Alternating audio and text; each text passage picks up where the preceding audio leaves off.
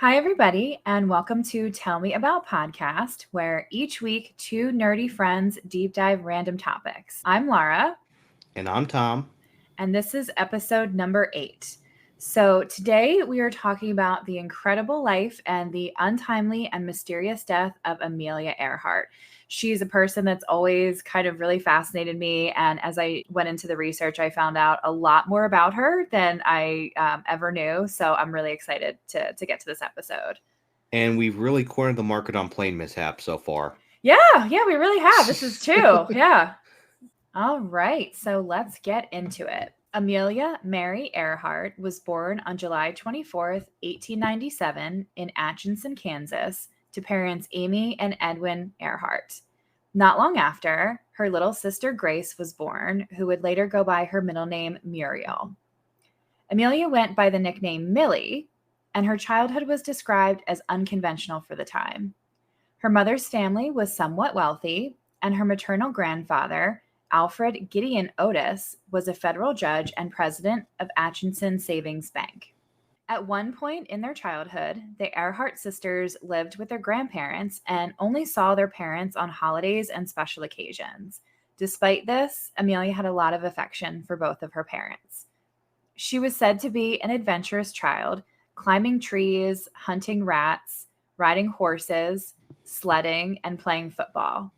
Her mother was adamant that she didn't have to raise, quote, nice little girls, and encouraged them to be more rough and tumble. Girl boss. Girl boss, hashtag girl boss. She also helped foster her daughter's love of reading, and both girls were intellectually curious. We love the intellectually curious people. Absolutely. Amelia's first official quote unquote flight was when she made a ramp on top of the family tool shed and rode a wooden box off of the roof, flying off and coming crashing to the ground. She was a little bit banged up, but she was also exhilarated by it. I can tell you that's a guy thing. That's What? absolutely something like a 10-year-old boy would do. Right? Yeah, exactly. That's what I Because they thought. look they look at they look at a roof, they look at a box and go, I could do this. Yes. Hashtag boy math. Amelia's father, Edwin, struggled quite a bit throughout his career. He failed in his career as a lawyer, and in 1907, he got a job with the Rock Island Railroad in Des Moines, Iowa. He moved there without his family for about the first 2 years, and during one family visit, he took his daughters to the Iowa State Fair. He wanted them to be interested in flying, but at the time, Amelia wasn't really impressed. In 1909, Amy and the girls joined Edwin in Iowa. Amelia was 12 years old at the time and had been homeschooled up until then. She began attending public school, which seemed to take her a bit to adjust. One thing that likely complicated this adjustment was the fact that her father struggled quite a bit with alcohol addiction, and his public drunkenness was often an embarrassment for the family. One time, Amelia apparently found a bottle of his whiskey and dumped it out in the sink. Her father saw what she was doing and went to slap her, but her mother stopped him. In 1914, he was forced to retire from Rock Island because of his alcoholism. They eventually lost their home, and all of their personal belongings were auctioned off with the house. Amelia said that this was the moment that her childhood ended. How sad, like you're 12, 13 years old, and, one, you're bounced around for multiple homes at this point, and then you finally feel like you're settled to some degree, and you lose the home and all your belongings. Like, that had to be traumatizing. I don't think a lot of people realize how hard it is for people and for a lot of people in this country who are kind of just trying to make ends meet as best they can. Mm-hmm. We're talking about this, 1912, 1913. This is even before the Great Depression. This is even before, you have people, you have breadlines, you have people just trying to survive. And I don't think it is hard to understand unless you go through it, what it's like not to have money.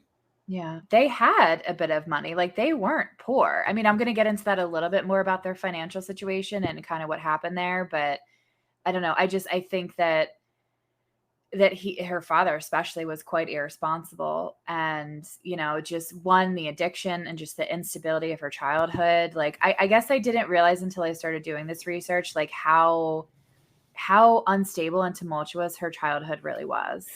Well, the alcoholism, I mean, that's there are societal and chemical and, there are all sorts of factors to that. But the irresponsibility, I think there were a lot of people who are kind of left behind. Because I always see on like PBS or something like the Susie Ormans and the things Hmm. like that, and they're saying, Oh, don't get me started on Susie Orman, but yeah. but when they're talking about, oh, it's just they make it sound so easy to be financially literate. They make Hmm. it sound like just save a bunch of money and every once in a while buy yourself a shoe.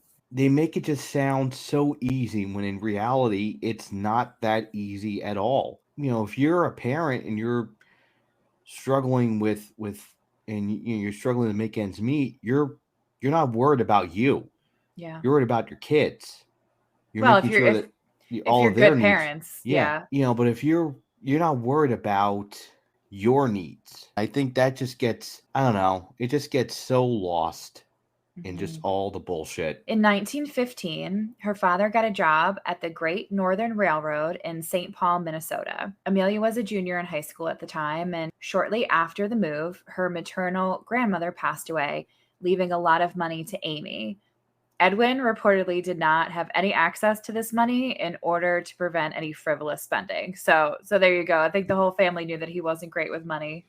Fucking Edwin. Her father tried to move the family again when he applied for a transfer to Springfield, Missouri. When they arrived there, though, he had lost the opportunity as the previous employee changed his mind and decided to keep his job. Amy had grown tired of Edwin's failures and instability, and they bickered quite a bit with each other, as you can imagine. She took the girls to Chicago and lived with friends while Amelia finished high school. She apparently hated her high school and didn't even attend her graduation in 1916. The caption in her yearbook under her name said, "The girl in brown who walks alone." Like that, again, that elicits such a sadness to me, It sounds like a Green Day lyric. It does, though, yeah. You can kind of see how it sets the stage for the rest of her life. Is very much forged by the struggle she had as a child. Yeah. And I think you'll see it was kind of, you could really clearly see the pattern between like the bouncing around and instability in her childhood to then kind of the same thing in her early adulthood. Like she was involved in so many different things, and I mean we'll get to it, but you can kind of see how this pattern continued for a bit. So Amelia started junior college at the Ogons School in Pennsylvania, but didn't finish her education there. It's not really clear in the research as to why she stopped going there, but at the time, World War I was raging, and she wanted to provide care or help provide care for injured soldiers. She received training as a nurse's aide from the Red Cross and began working at a military hospital in Canada. She was actually in Toronto, so shout out to Toronto. So while working at the military hospital, she prepped food and handed out medication to the patients. It's at the military hospital where she heard stories from pilots and really developed her interest in flying. At the time, she also kept a scrapbook of women in male dominated fields, and in particular, law, film, advertising, and engineering. So even from the very beginning, she wasn't going to be pigeonholed into gender roles at all, and you'll see this quite a bit more as she advances into her adulthood. Things took a turn, however, in 1918 when the Spanish flu pandemic hit the US and Canada pretty hard. Amelia was hospitalized for about a month with pneumonia late that year. She suffered sinus related issues and had several painful surgeries. She recovered at home with her sister in Toronto and spent a lot of time reading about mechanics, writing poetry, and playing the banjo. It took her about a year to recover, and she would continue to get a number of sinus infections throughout her life. It also affected her flying to some degree, and she also suffered frequent headaches, and at times she had to wear a bandage on her cheek to cover a small drainage tube that was for her sinuses. During her time in Canada, she went to national exhibitions as well as airfairs and air circuses where she admired the planes. This was a time before commercial flight where there was no real use for aircrafts. Flying was typically done only for spectator shows and then shortly after that for competitions. After recovering from multiple sinus surgeries, Amelia had planned to go to Smith College, where her sister had attended, but instead decided to go to Columbia University, enrolling in medical courses.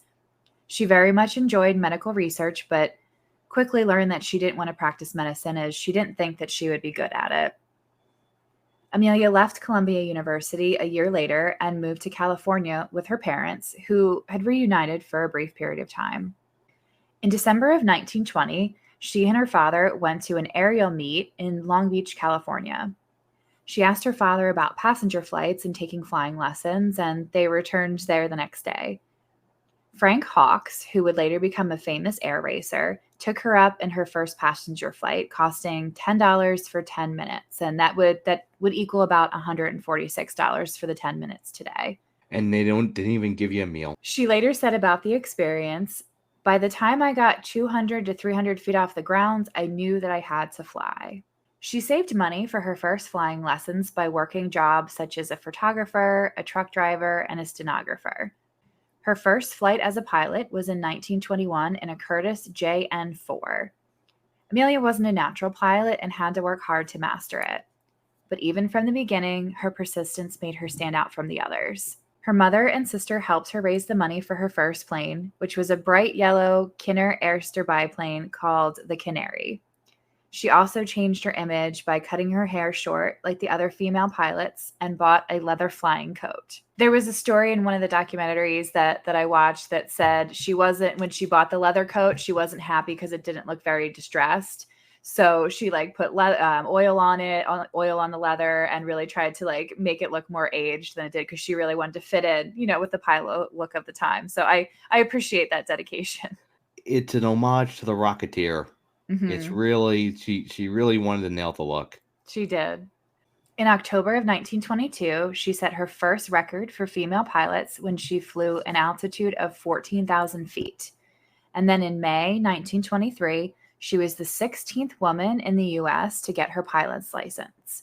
Not long after, unfortunately, her family had burned through her grandmother's inheritance and she was forced to sell the Canary. So I thought it was interesting at that point in the story that her grandmother went to great lengths to make sure that her dad didn't frivolously spend the money. And it turned out that her mom wasn't super great with money either. So I think this family certainly struggled a bit with their finances, and kind of what you mentioned, people that do struggle financially and really try to do the best they can and provide for their kids. It wasn't quite the situation here because they did have resources, and unfortunately they seemed to squander it. After selling the Canary, Amelia tried setting up a photography company to bring in more funds, and she tried this for a bit, but she also knew she wanted a new direction in her life. Her parents finally divorced in 1924, and she moved with her mom to Massachusetts. And she bounced around a bit at first after she arrived there. She returned to Columbia University for a brief time, but dropped out because her mother couldn't afford it. She took a job as a teacher and then a social worker in 1925 at Denison House, which was a settlement community. Now, settlement communities are essentially what they do is they bring people together of different social classes, both physically and socially, and they're often in poor urban areas where members of the middle class would often live for free and then share their knowledge and teach the others of the lower class, essentially. I could see where that would be problematic.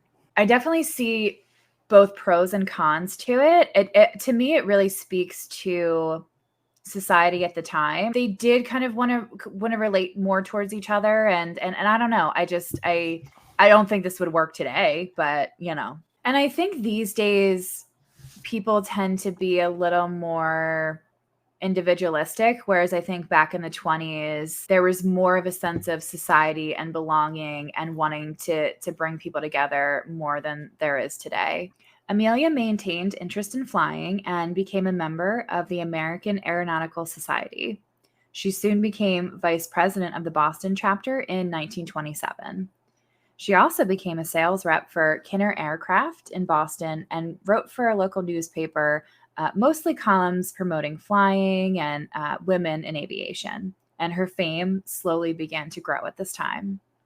After Charles Lindbergh's solo flight across the Atlantic in 1927, a woman named Amy Guest was supposed to be the first female to cross the Atlantic in an aircraft. Amy thought it was too dangerous, though, and the spot was offered to Amelia. She was happy to accept. She wasn't the one flying, though. Amelia was just the first female passenger to cross the Atlantic. The plane was piloted by Wilmer Stoltz and took off in June of 1928.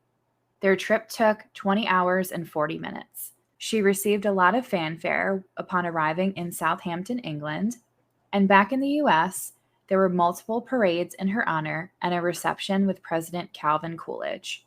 Because she was just a passenger on the flight, she didn't feel that she deserved the recognition, though she knew that any fame would help fund future trips and her personal mission to bring awareness to women in aviation. Amelia piloted her first solo transcontinental flight later in 1928. Some questioned her piloting abilities, but others saw her as a natural-born flyer. In 1929, she participated in several women's air derby races, coming in third and fourth places.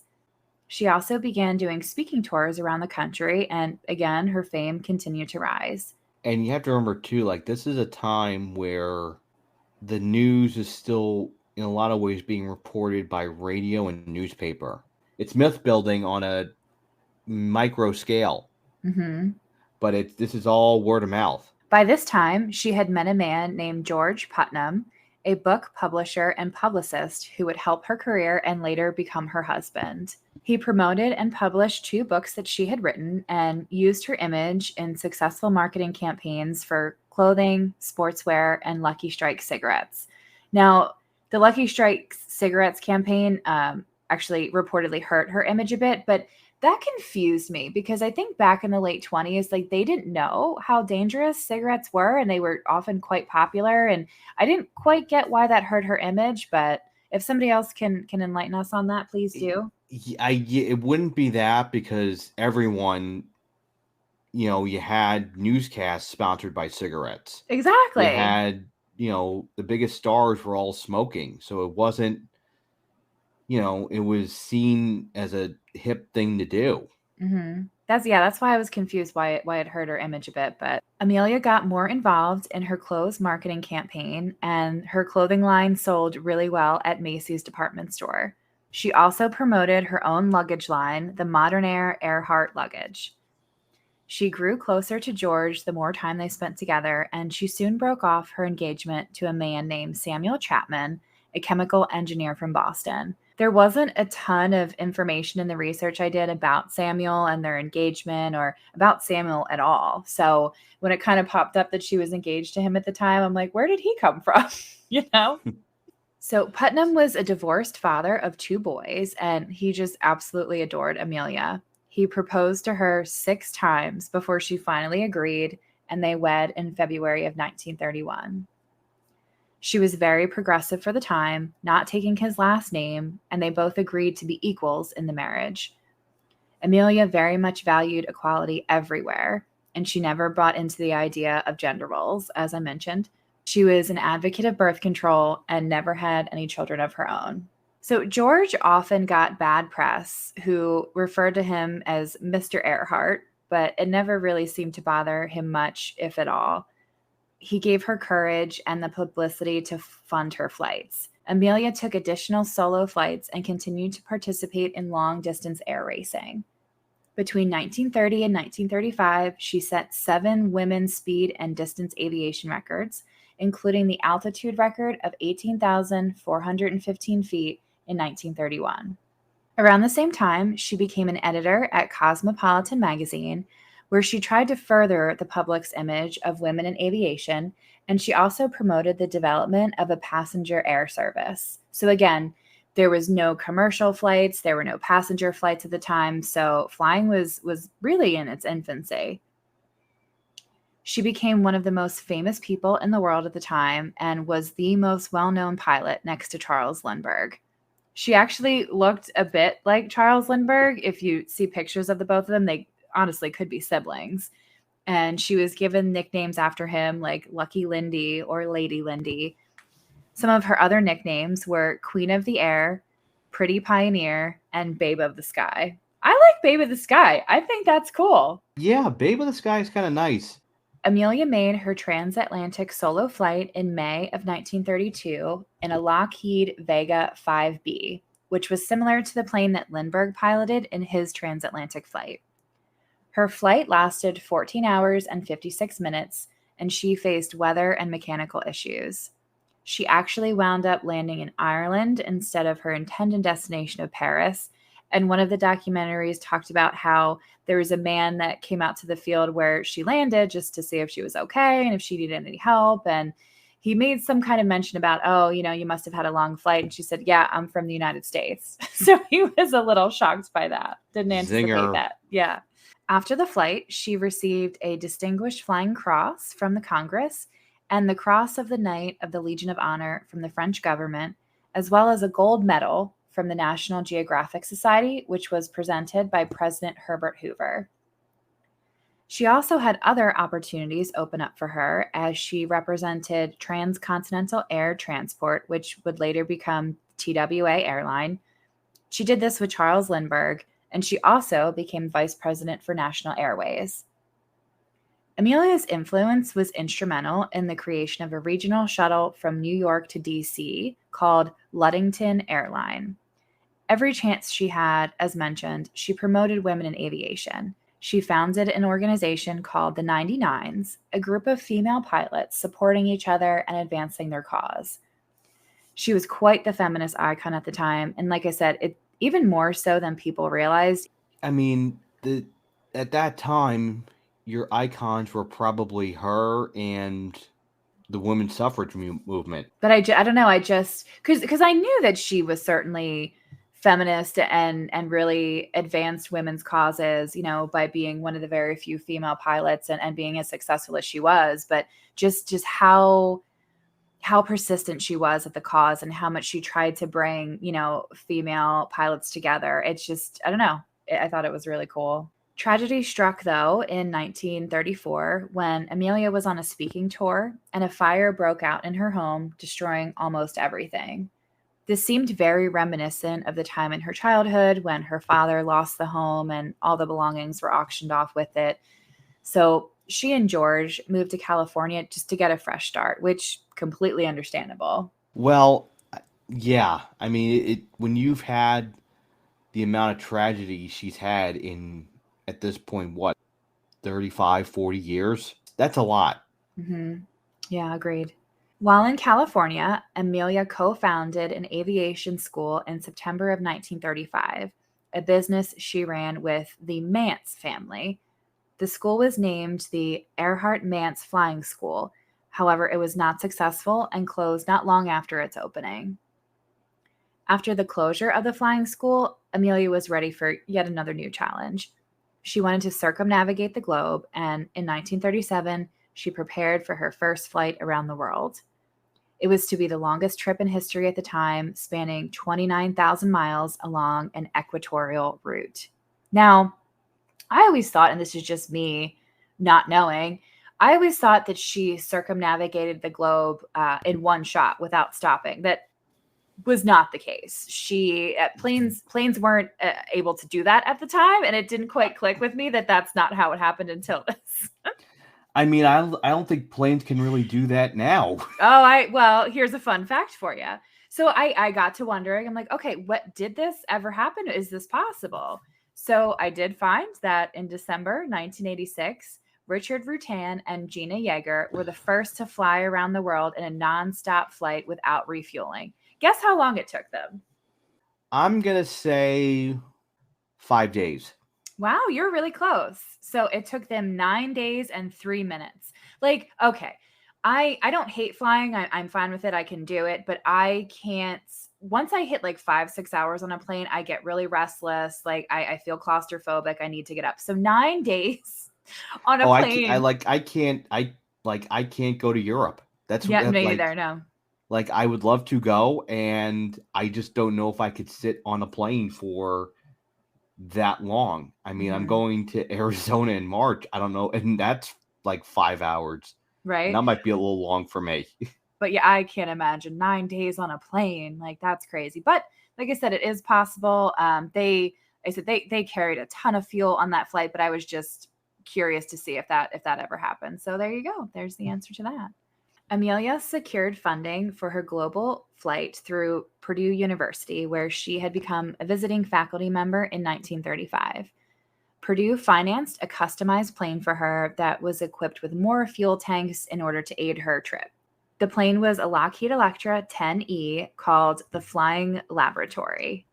Her first attempt at the trip came in March 1937 when she flew from Oakland, California. So, kind of a throwback to our last episode talking about the Oakland A's. So, she flew from Oakland, California to Honolulu, Hawaii. She encountered a number of mechanical issues that needed service when she was in Hawaii. 3 days later, the plane failed to take off when it experienced a ground loop and the propellers hit the ground and the plane skidded on its belly. Witnesses to the incident and Amelia herself thought that the right tire had blown and that the right side landing gear had collapsed. Others believe it was pilot error. And I don't know, like when I read that, I got a little defensive because I'm like, clearly she's a talented pilot. Witnesses to the event seem to think that it was the tire and the landing gear. Like, who are these other people saying that it was her fault? And maybe I don't know. I wasn't It's there. Purdue. Purdue was saying that Yeah, it was her fault. was it? Purdue has a long history they have a long history of producing astronauts. Really? Astronauts, astronauts, and a big ass drum. That's what Purdue's known for. Literally a big drum. Mm-hmm. Listen, if you're quite publicly funding this, and you've made it very clear that like you're the money behind this, Mm-hmm. do you want to blame the plane, or do you want to blame the people driving the plane? It's That's an excellent it's point. hey, Yeah. we gave them the money. The plane's good. The plane, it's a big beautiful plane. It's the wonderful plane. We love the plane. And the fact that it was customized too. So that's an excellent point. I didn't think of it that way. Yeah, that makes It's a sense. beautiful plane. It's a beautiful plane, isn't it, folks? It's a wonderful, wonderful plane. Undeterred, Amelia made her second attempt on June 1st, 1937. Instead of bringing along the three men who were on board with her in the first flight attempt, it was two navigators and a technician. This time, she only brought one of the navigators with her, Fred Noonan. So it was just her and Fred. This time, she was flying west to east due to weather pattern changes, and she took off from Miami, Florida. The two made 20 stops in 40 days along the journey and went to South America, Africa, and Southeast Asia. She departed Lae, New Guinea on July 2nd, 1937, around 10 a.m. as the journey neared its end. Amelia had completed 22,000 of the 29,000 miles of the trip, and the remainder of the trip was over the Pacific Ocean. She left Lae Airfield in a heavily loaded plane, and the intended destination was Howland Island. She checked in at 5 hours and 7 hours into the flight, reporting no major issues.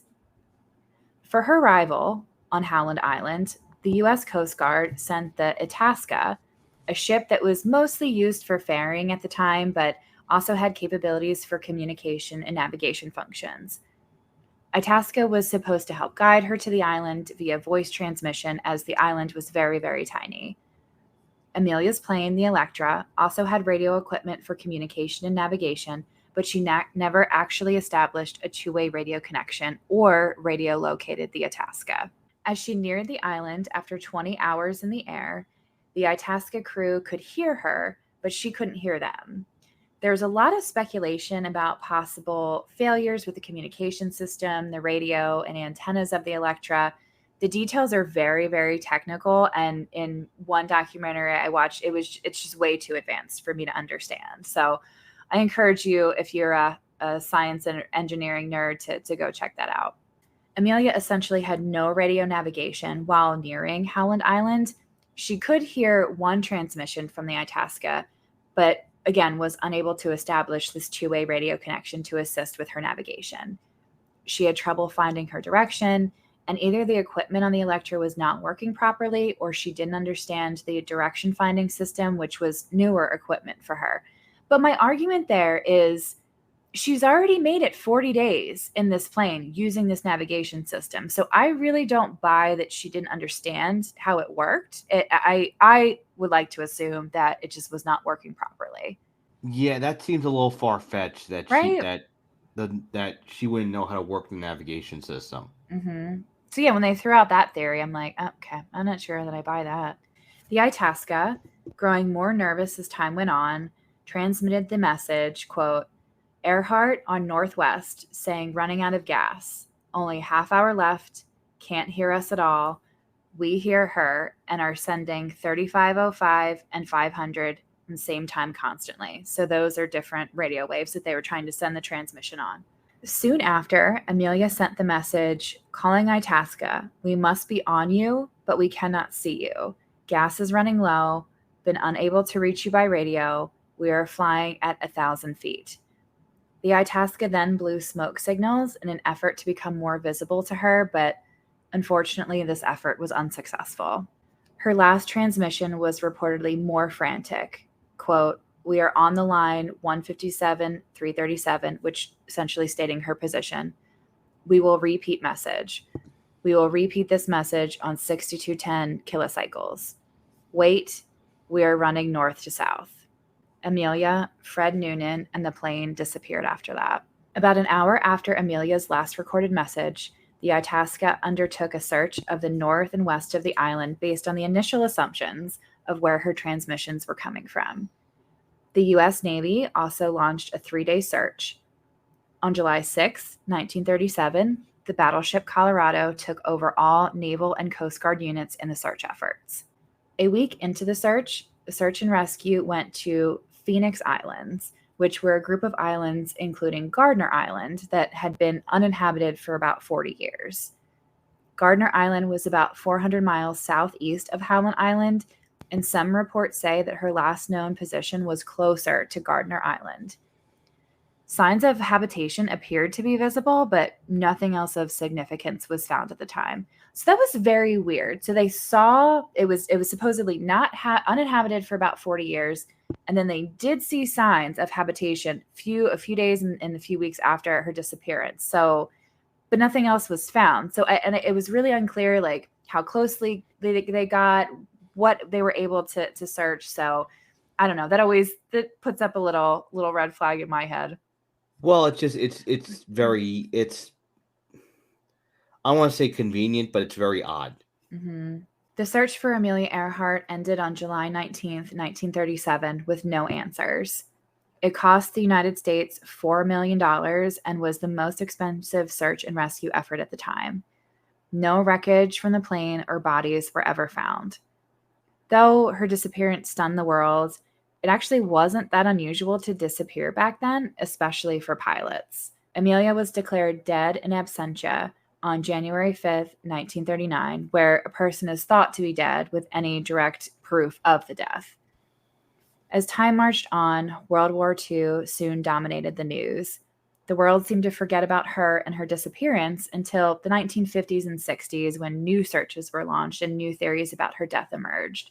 Many false stories were told, unproven evidence found, and ridiculous conspiracy theories came out. It seems like every now and then new evidence emerges that gives hope to bringing an end to the mystery. There's actually a recent story at the beginning of September that said that they found a piece of her plane, and I think they're still trying to identify if it was in fact part of her plane, but to this day, the official story is that Amelia Earhart and Fred Noonan's deaths are unsolved. Some scientists say that bones of hers and parts of her plane were found, but there's, again, no general consensus that they belong to her. I wonder if they can do like genetic testing on the bones. I will get to that in a minute, especially about the bones. So That's I want called foreshadowing for folks. foreshadowing, yes. So I want to get into several theories of her disappearance that have emerged over the years, and I feel that the first two are probably the most plausible ones. So theory one is the crash and sink theory. So, this theory states that she went off course, ran out of fuel, and crashed and sank into the ocean. The plane would have sank very quickly once it hit the water. To me, this is the simplest answer. Some have said that her fuel should have lasted her about 4 more hours, but they don't take into consideration the headwinds that she encountered and a small ascent that she had to make during the flight. Now, from 2002 to 2017, so 15 years, a group called Nauticos searched a 2,000 square foot nautical mile area at about 18,000 foot depth using sonar mapping of the ocean floor. This very long search was unsuccessful and it did not find any parts of her plane.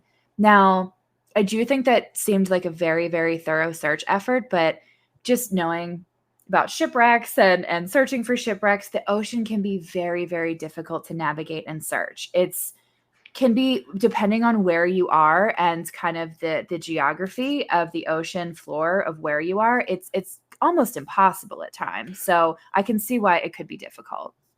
Well, it's a needle in a haystack. Exactly. You're looking for a little, in the grand scheme of things, a little silver plane in among tons, tons of gallons of water. And I think back to like the Titanic, like it took them 70 some years to find the Titanic, and the Titanic was huge, was so much bigger than her plane. So, it's I can understand why they had difficulty, but I do have to really appreciate their effort. Well, and that's assuming that, the plane's going to sink. Oh yeah. So it could be miles down. You don't know how deep it goes. Again, you're really flying blind because it's at the bottom of the ocean floor where anyone, as we found out with the Titanic, anyone who tries to go down there could get crushed. It's very dangerous to search at those depths. So the second theory is that she missed Howland Island and flew to Gardner Island, which is now called, and please forgive me if I pronounce this wrong, I'm going to do my best, Nakimaroro Island. So the theory is that she survived for a short time and then died by succumbing to the elements. As mentioned, there were reported signs of recent habitation early on, and some think it was possible for her to survive for weeks or months as a castaway. There are stories of unidentified radio transmissions and distress calls in the days after her disappearance that some people thought were her. Later on, multiple items, including bones, remnants of a campsite, were found, but they were never proven to be hers. The bones were discarded after they found them and proved not to be hers, but this was prior to DNA testing, so without the bones now, it's not possible to do DNA testing today. Which again, why would you throw this at, like, why wouldn't it? I mean, I guess if they're not thinking that they're hers, like, what's the point? But I don't know. I would keep them safe somewhere just in case, but you know. You would think so. A sole from a type of shoe that she had wore was also found, but it was later determined to be too big for her, so they didn't think that it was hers. One photo taken around Gardner Island shows what is speculated to be part of the landing gear from the plane in the water, and I'm going to show you that picture. I do have a couple visuals for this episode, so please go check these out on Instagram and TikTok. Yeah, you probably can't see it. It's like right here, but you can't see it. You might have to put that in chat. Okay. Other items found include a feminine jar that was believed to be anti-freckle cream, as well as plexiglass and aluminum that may be from her plane. So I do have a picture. Listen, Fred can want good complexion too. I don't think it was Fred's. So I'm going to show you a picture of the jar of freckle cream compared to an actual one. So it's very tiny. Like I said, I will put these in our Instagram and TikTok. But again, it doesn't prove that it was hers or that she was there. I mean, maybe, but it's not definitive proof that it was hers. No, unless we're doing forensic testing on freckle cream. Critics of this theory say that she did not have enough fuel to get to Gardner Island, as it was hundreds of miles off target.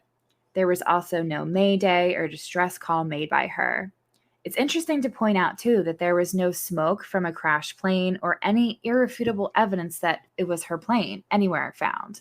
when we talked about Bill Barocco, we talked about that to this day they still really don't know what happened or how it landed. So it doesn't really surprise me that they still can't really figure out what happened to Amelia Earhart's plane.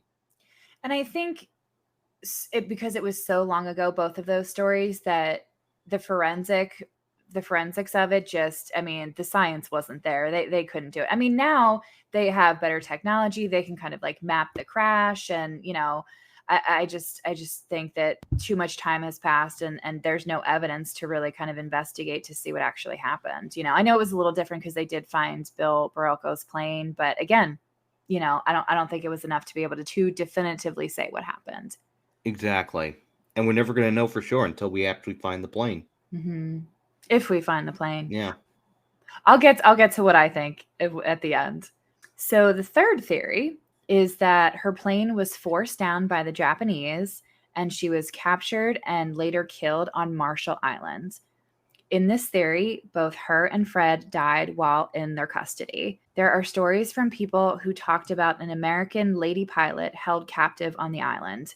And there was this grainy photo that emerged of two Caucasian looking people thought to be Amelia and Fred on a dock on Marshall Island. And I'm going to show you that photo. So you see this person here sitting. Mm-hmm. That's supposedly Amelia Earhart. And then this guy here is supposed to be Fred Noonan. And I remember seeing this photo years ago and thinking, oh, that could be her, right? Well, the hair would be about right. Yeah, it does look like a Caucasian woman. So it was later debunked when the same photo was found in a book published in 1935, 2 years before her disappearance. So this was not her and Fred.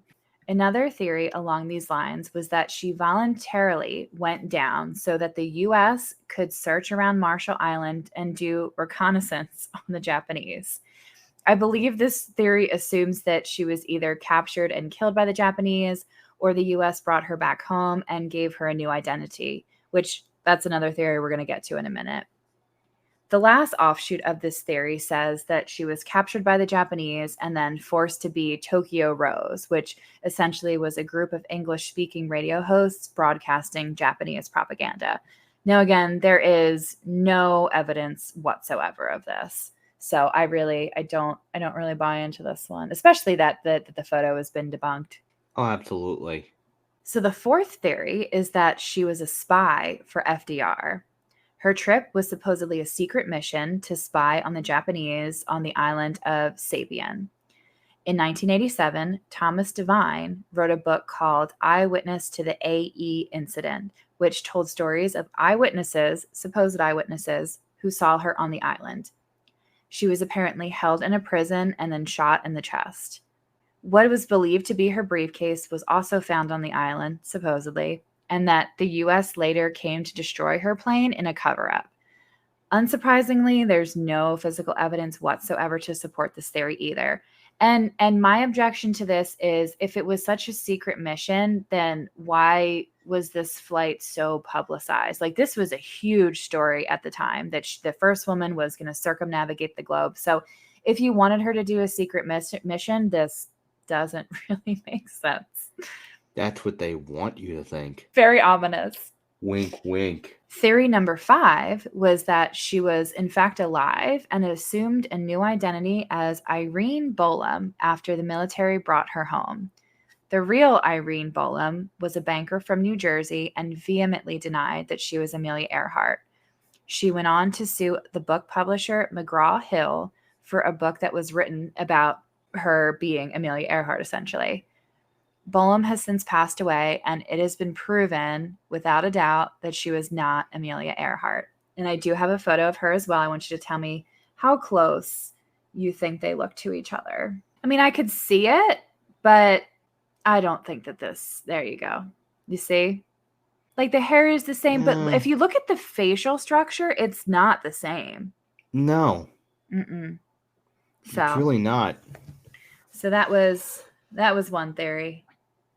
And our last theory number 6, was that she was abducted by aliens, because in every unsolved mystery, there's always an alien theory. Now, are we talking like the aliens that were supposedly put in front of the Mexican House of Congress a couple weeks ago? I don't know. And that's, it doesn't go into like, was she abducted out of the sky? Did she crash and then was abducted? That doesn't get specific, but like I said, there's always an alien theory. So there's definitely that. But that's Are probably, we talking like Star Trek transportation theory here? I don't know. As whatever your imagination can conjure up can go along with this theory. So to hit some discussion points before we wrap up. So my first question for you is, which theory do you think is true? What do you think really happened to Amelia and Fred? I think probably the ocean one is Mm-hmm. probably the most plausible. That would be the one way that there's no evidence. I definitely was all in with the crash and sink theory, but as I was going through this and just seeing like some of the things that were found on Gardner Island, again, haven't 100% been proven to be hers, but I don't know, it kind of makes me speculate, like, was it possible for her to have landed on Gardner Island, survived for a couple days, weeks, even months? I don't know. I don't know. It definitely, to me, it's definitely more possible than any of the other theories. It is, like I said, mine would be the crash and sink, Hmm. because that would explain so much. And like I said, it's almost like Occam's razor, where the simplest answer is usually correct, and I feel like that is certainly the simplest answer. So something else that I kind of thought about as I was doing my research is, and I kind of fall into this too, that people tend to want to know the answer and to solve the mystery of what happened to her more than they want to value her legacy. And in this research, it just kind of reminded me of what an amazing, incredible person she was, not only in the achievements that she had, but just again, just being this feminist hero almost, just really promoting women and women in a male dominated field. And I just want us all to remember her legacy too.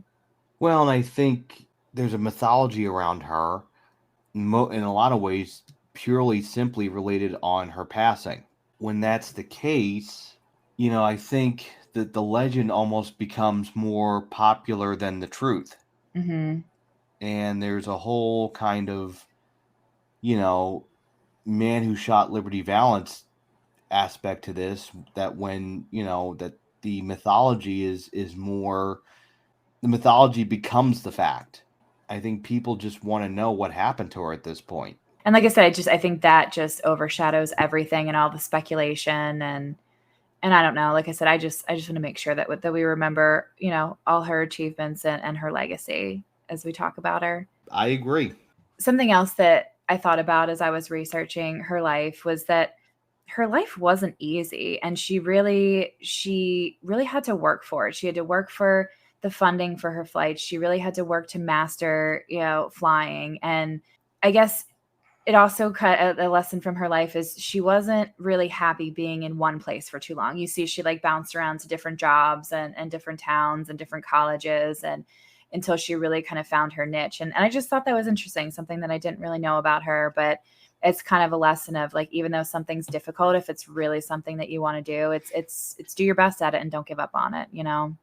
Absolutely. And there's something very American, or I guess something that's ideally American, about overcoming and continuing to try and add it, being added and add it. It's very much what we like to portray ourselves as being.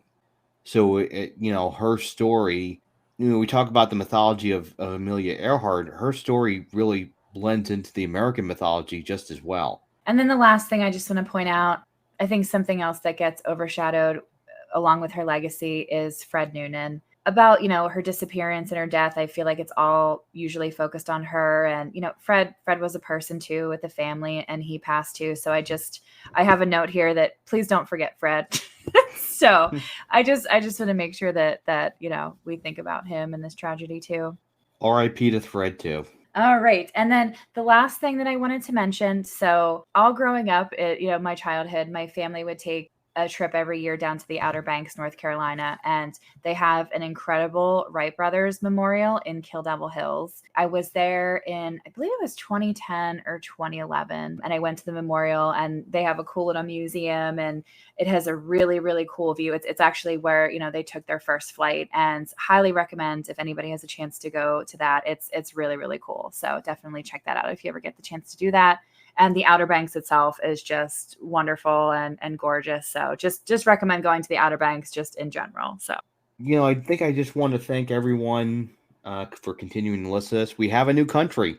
Dominican Republic has joined the chat. So we wanted to thank everyone who continues to listen and continues to support us. We really appreciate it. And we love to try and continue to grow this thing. So we want to thank everyone for their support, and wherever you're listening, shout us out on Instagram. We'd love to hear from you.